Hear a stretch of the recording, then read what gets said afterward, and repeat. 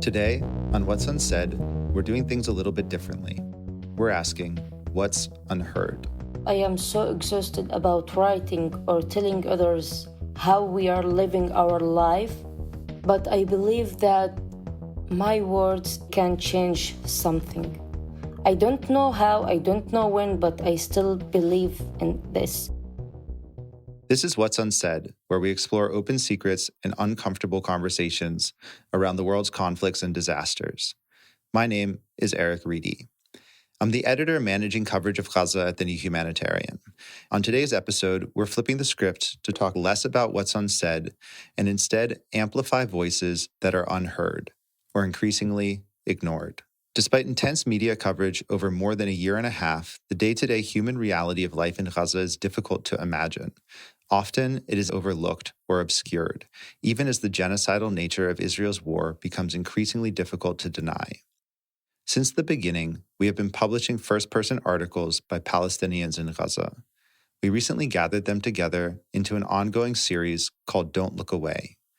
Each article is an intimate testament to how individuals' lives have been upended and thrust into terror and uncertainty by unimaginable violence, deprivation, and intentional starvation. I always mention that I am so depressed, that I'm so tired, that I'm so close to quit this job, but in the end, I always just document about everything because I am a human and I believe in humanity. Today, we're talking to one of the authors of these articles, Rita Baroud. She is a 22-year-old journalist from Gaza City. I've been working with her since last August, and I have to say it is a tremendous privilege to have her on the podcast. I feel like I've really gotten to know Rita through her writing. Her articles are among the most powerful, beautifully written, and heart-wrenching I have ever edited or even read. If you haven't, you should really take the time to give them a read. Rita was recently able to leave Gaza with her family in a rare and limited evacuation organized by France, an experience that was incredibly fraught. I hesitated to ask her to do this interview because of how difficult it is for her to continue talking about what she's been through and what is still happening in Gaza. But her voice and her experience are so important. And Rita wanted to talk to try to make sure the world does not look away. I lived for more than 573 days in Gaza, but I still can't believe what's going on in Gaza. All I want to know is why the world can't do anything. The conversation is raw, and parts of it may be difficult for listeners to hear, but it is also brutally honest. I started by asking her to take us back to life before October 7th, 2023. Well, before the 7th of October, I was only 20. I was just a normal girl who's trying to go out of Gaza, to have my master's degree, to do my study abroad. I tried also to enjoy my life, but when you are in Gaza, you can't do anything because every some year you have a war. So, okay, even if I was trying to live a normal life, everything was so complicated, but I was hanging out with my friends, living life with my family, studying. I was studying languages. I was planning to do international relations, but now I don't have any idea about future. And even before October 2023, I feel like Gaza was a place that was difficult for people outside to imagine. There's so much death, there's so much destruction. The image of Gaza now is the cities that have been razed to the ground. But I kind of want listeners to understand what Gaza was, even when it was a very difficult place to live, but still a place that was full of life, full of community, where the social fabric hadn't been torn apart the way that it has been now. You talked about spending time with your friends and family. Can you tell us what you would do? To be honest, the only thing that I did in Gaza is just going to the sea, because it was the only place you feel freedom when you go to the sea. But for others, the only thing that you can do is just going out to a cafe or restaurant and have a good meal, drink your coffee, or visit your family and the friends, and that's it. But yeah, Gaza was so beautiful with people, not with places. What do you mean by that? People there only just want to live simple life. So even if you don't have many places in Gaza, people can make everything so good. But for me, Gaza was not the place that I want to live in at all, because it was so small for the hopes or the dreams I have. And that's because it was under occupation. Yeah, because under occupation. And I don't want to live my whole life with war. It's been under Israeli blockade since 2007, which already limited what could enter. And there were 4 wars, like you said, between 2008 and 2021. That's most of your life. How did all of that affect you? Well, growing up in a place full of wars is like growing up in nothing. People think that they understand what's going on in Gaza even before the 7th of October, but actually, no, nothing, no one can understand what's going on in Gaza. In your articles, you've written about your family home in Gaza City. Can you describe your home for us and explain what happened to it? Yeah, we had a family building with 5 floors, and Israel targeted it at the 3rd day of this genocide. They targeted us with no reasons, no warning. And when I'm talking about my house, or especially my room, like I spent 20 years in this house. I grew up in this house. It's so difficult to imagine that it's gone, you know? And now it's gone. So I just don't know. Like when you're talking about your house and it's not there anymore, you feel like you can't describe anything about it. Yeah.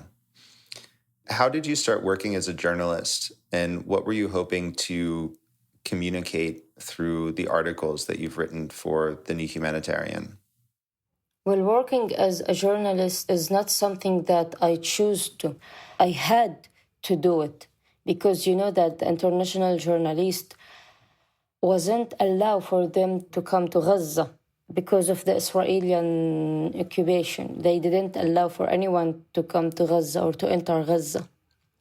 So we, the civilians people, the normal people, had to become journalists because we were the only ears and voice that they left in Gaza to talk about Gaza. And how I started in journalism, like at the 3rd day of war, they contact my father, many outlets, because they wanted me to become a journalist. But that time I was in shock because I just lost my house and now you are asking me to talk about Gaza. So I refused at the beginning because I thought that it will be just normal war, like it will end after 2 months or something like this. But when I saw it's not just a war, it's a genocide, a real genocide, I said, like, now I have to do something. So I started at February 2024.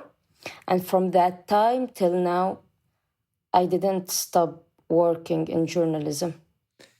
And what do you want to communicate with the articles that you write, and specifically the articles that you've written for the New Humanitarian?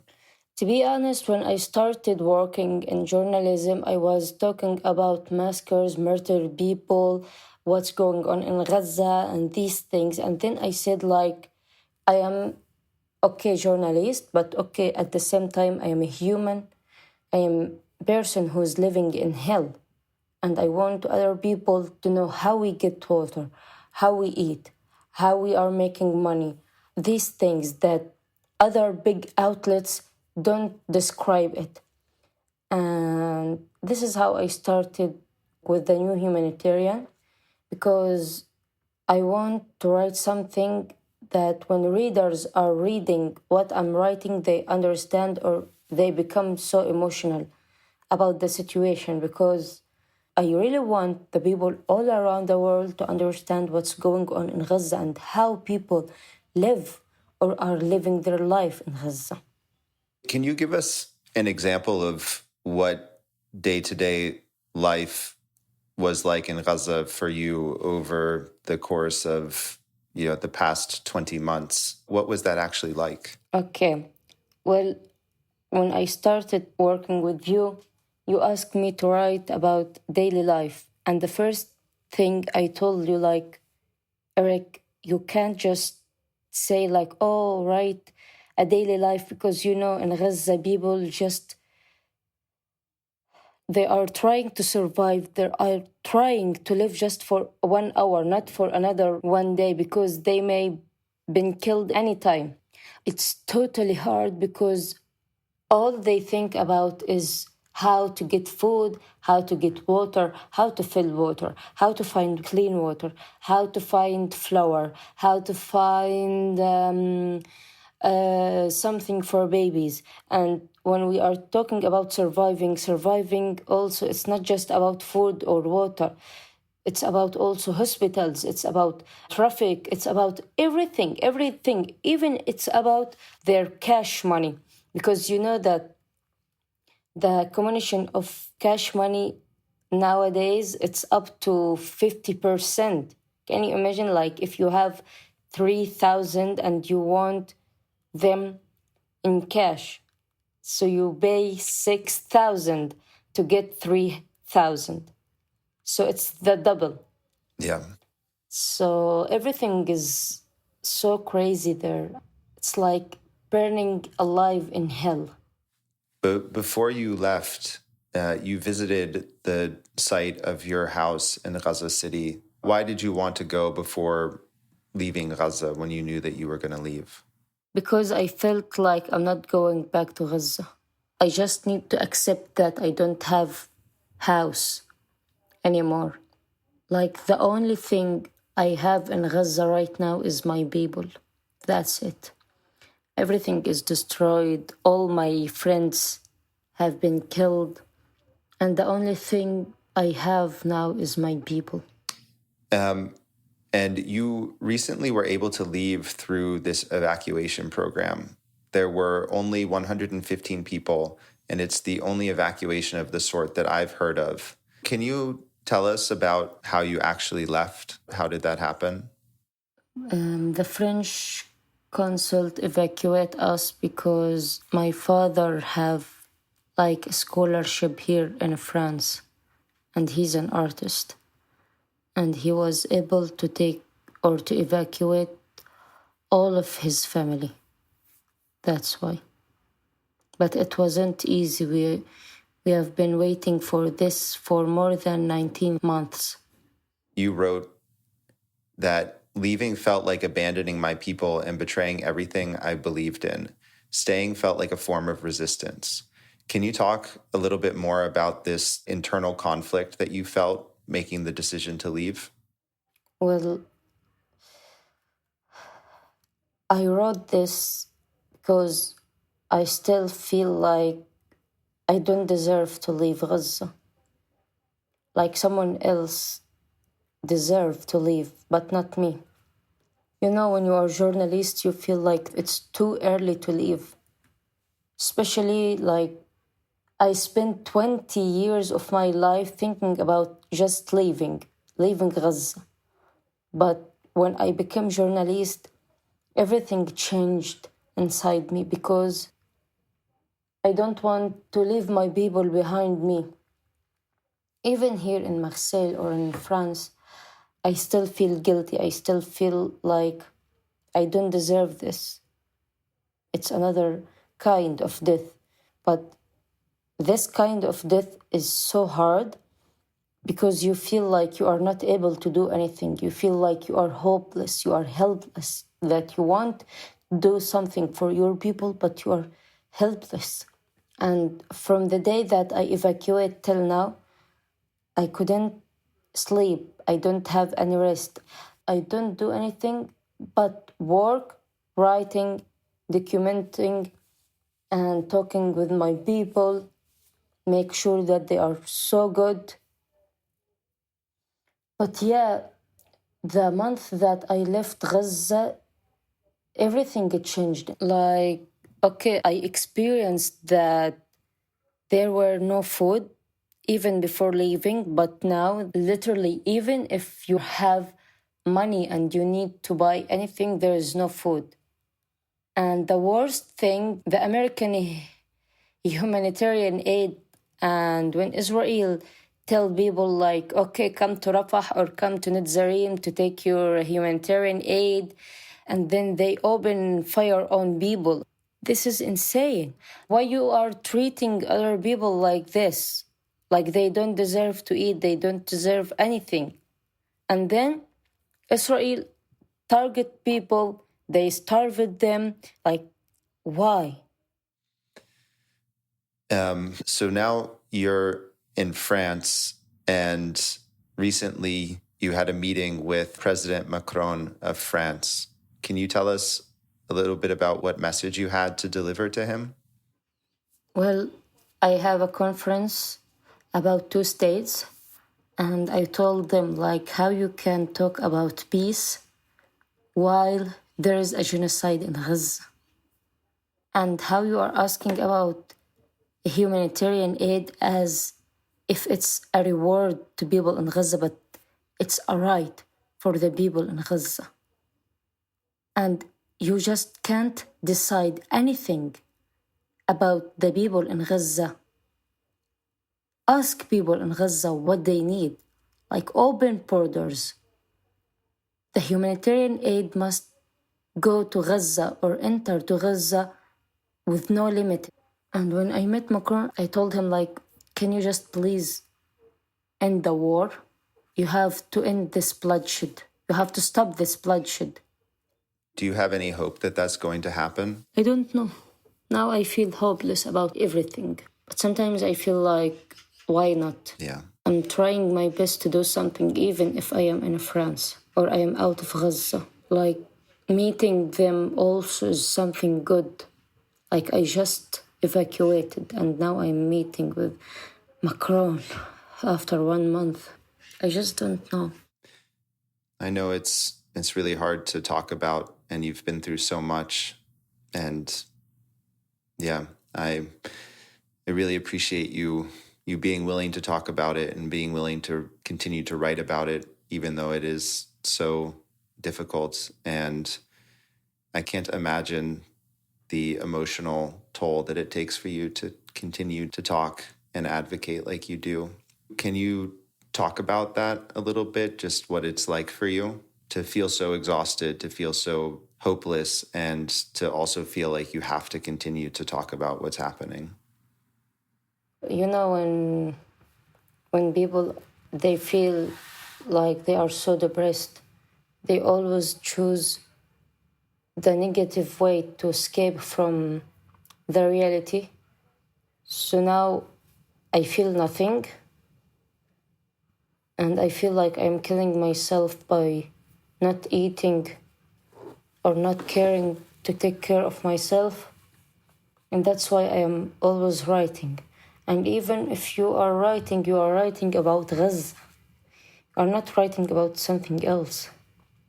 Like, for others, maybe if they evacuate, خلاص, they will say like, now we deserve to live our life. But this is not me. I told you, especially when you become a journalist, you are only human and you have your people there. Why I keep writing? Because I feel helpless, and the writing is the only thing that I have to do right now. It gives you a sense of agency. Yeah. That there is at least something that you can do. Yeah. If you want to leave listeners with one thought about Gaza, what would it be? Before the 7th of October, it was normal life, and people were just trying to live their life, okay? But now, it's worse than hell. Like, no one can imagine how the situation is so bad in Gaza. Even me. All I want to know is why. Why the world can't do anything? Why the leaders let us alone? Why the only thing they are just doing is just negotiating about us without us? So yeah, why? Yeah. And we've titled the series that your articles are a part of Don't Look Away. Do you feel like people are looking away from what's happening in Gaza? Yeah, of course. I am here in France, and I have some friends that they told me, "Oh, Rita, you work so hard. You have to have some rest." And I told them, like, okay, but I have people in Gaza. I have to make sure that they are good. And they are just like, we can't take this anymore. We just shut off the news, not reading about Gaza, because خلاص, we can't.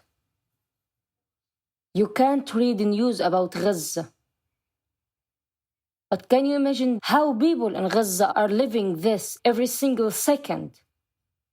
And you are talking to me like you are here, living your life, have some silly problems, and whenever you feel like you are tired because of the news in Gaza, you shut your phone down and you shut off the news and خلاص. You live your normal life, you live your daily life. Sometimes I don't believe that people care about Gaza, because no one cares. No one will understand anything. Even if they pretend that they care or they are with Gaza, they are not. I can't believe anything anymore. Anything.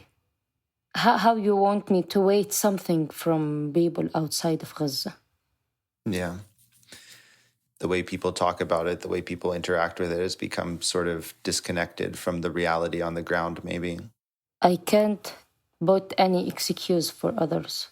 Sorry for this, or not sorry, I'm not sorry, but I can't put any excuses for others anymore. While we've been talking, the one thing that made you smile was when you talked about the sea in Gaza. You're in a city now by the sea in France. Does that bring you any sense of comfort or peace? No, at all. Okay, it's the same sea in Gaza and here in Marseille, but no, of course no. Can you say why? Because I am not in Gaza. And there is a genocide in Gaza. I told you, if the genocide stops and ends, if my people evacuate or they are good, I will be good. Rita, thank you so much for speaking with us today. I know it is really difficult to have conversations like this, and I just really appreciate you being willing to continue to speak and continue to write about what's happening. Thank you. Rita Baroud is a journalist from Gaza City. Find all of her articles, and please follow the Don't Look Away series on our website, thenewhumanitarian.org. We'll also add links in the show notes. And let us know what people are afraid to talk about in today's crises. What needs to be discussed openly? Send us an email to podcast@thenewhumanitarian.org. Also, subscribe to The New Humanitarian on your podcast app for more episodes of What's Unsaid, Rethinking Humanitarianism, and Power Shift. This episode is produced and edited by Freddie Boswell, sound engineering by Tevin Sudi, with original music by Whitney Patterson, and regularly hosted by Obi Anyadike and Ali Latifi. Thanks for listening.